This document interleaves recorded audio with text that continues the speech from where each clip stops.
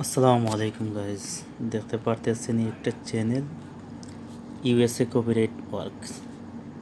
ওর ভিডিওগুলো আমরা যদি দেখি, এই যে দেখেন সে কী করে, সে কুটিং ফাইল দেয়, যে ওই কুটিং ফাইলের মাধ্যমে ভিডিওকে এডিটিং করে কপিরাইট ফ্রি করা।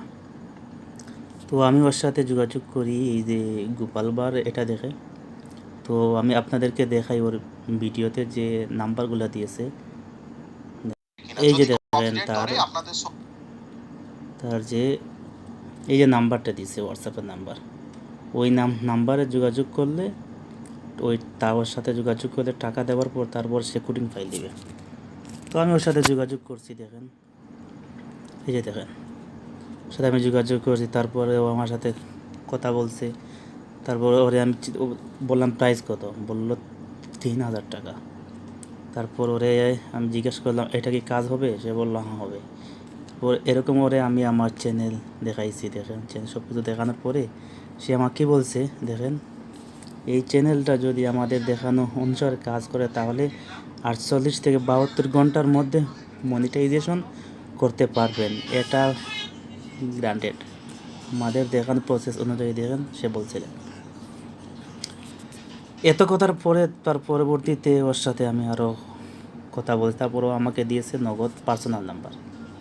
এই যে দেখেন ওর নগদ পার্সোনাল এই নাম্বারটা দিয়েছে। তারপরে আমি ওরে পেমেন্ট করছি, দেখেন পেমেন্ট করছি। এই যে দেখেন ওরে পিন, তারপরে পেমেন্ট করে ওরে পিন নাম্বার দিছি। ওরে বললাম আমি 1000 টাকা পরে দিচ্ছি, সে বলল ঠিক আছে। তার পরবর্তীতে ও আমাকে বলছে যে পেমেন্ট রিসিভ হয়েছে, দেখেন কি বলছে। তারপরে টাকা রিসিভ হওয়ার পরে থাকি সে আমার মেসেজ কোনো রিপ্লাই নেই, দেখেন এই যে দেখেন কত শত মেসেজ। তারপর একদিন মেসেজ করছিল একটু পরে, আমি শুনেন আপনার সাথে 11টার দিকে কানেক্ট হবো, প্লিজ কল দিবেন না, ওকে। এই যে দেখেন এতগুলো মেসেজ করার পরে একদিন পরে সে আমাকে একটা মেসেজ করছে। তারপরে আমি ওরে কত মেসেজ, এই যে দেখেন কত মেসেজ করলাম,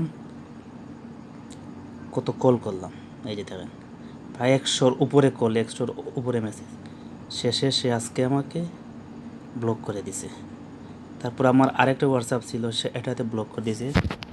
এখন এই চ্যানেলটা হলো ভুয়া, সবাই এটাতে একটা রিপোর্ট করবে, রিপোর্ট করে আসেন যাতে আর কারোর সাথে না প্রতারণা না করতে পারে।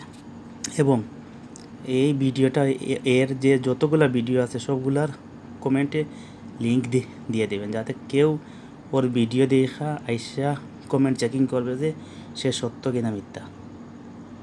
ওর বাটপারি আর চলবে না। সবাই এই চ্যানেলকে গিয়ে একটা রিপোর্ট দিয়ে আসবেন।